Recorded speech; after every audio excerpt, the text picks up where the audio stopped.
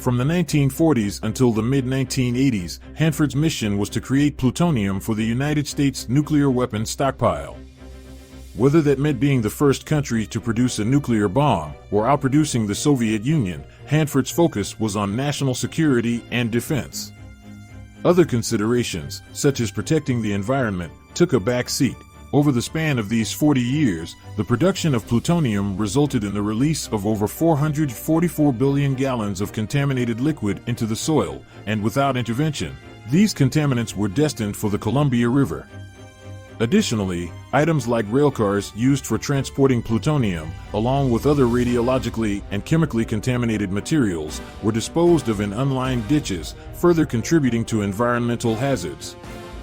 Meanwhile, behind the Iron Curtain, a nuclear reactor melted down in Chernobyl, Ukraine on April 26, 1986, and increasing concerns from anti-nuclear activists here in the United States about Hanford's sole remaining reactor, the N reactor, continued to grow.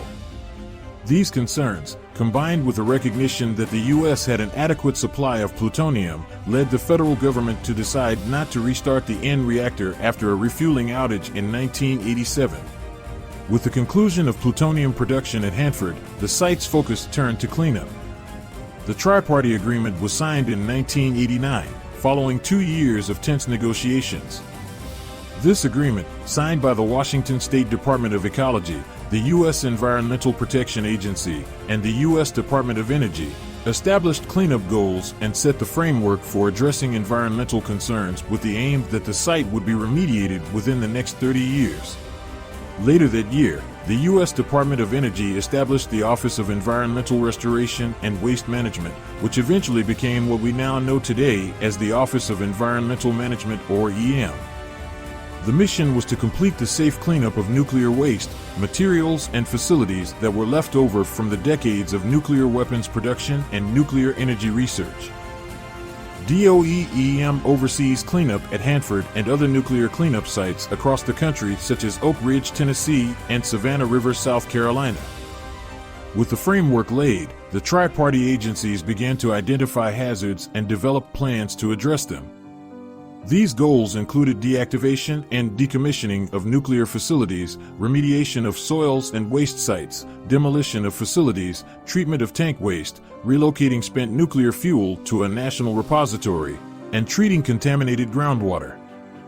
The biggest and most expensive task at Hanford is addressing the radioactive and chemical tank waste, all 56 million gallons of it.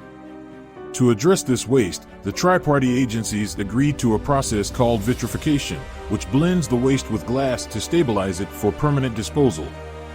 In the year 2000, DOE initiated design and construction of the Waste Treatment and Immobilization Plant, also known as the Hanford Vit Plant, or WTP, which is intended to vitrify approximately half of Hanford's low-activity waste and all of its high-level waste. While cleanup of the Hanford site will continue for several more decades, many goals set out by the Tri-Party Agreement are being accomplished. 7 of 9 reactors have been placed in interim safe storage, or cocooned. B reactor, the uncocooned reactor, will remain permanently open as a National Historic Landmark, part of the Manhattan Project National Historical Park. As of September 2023, 32.3 billion gallons of groundwater has been treated. 18.8 million tons of soil and debris have been moved to a specially designed landfill. 946 facilities have been demolished and 1,039 waste sites have been remediated.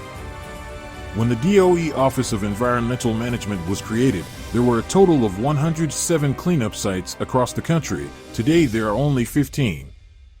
Hanford remains the most complex and expensive in the EM cleanup portfolio. Want to learn about the cleanup that's happening now at Hanford? Find out next week.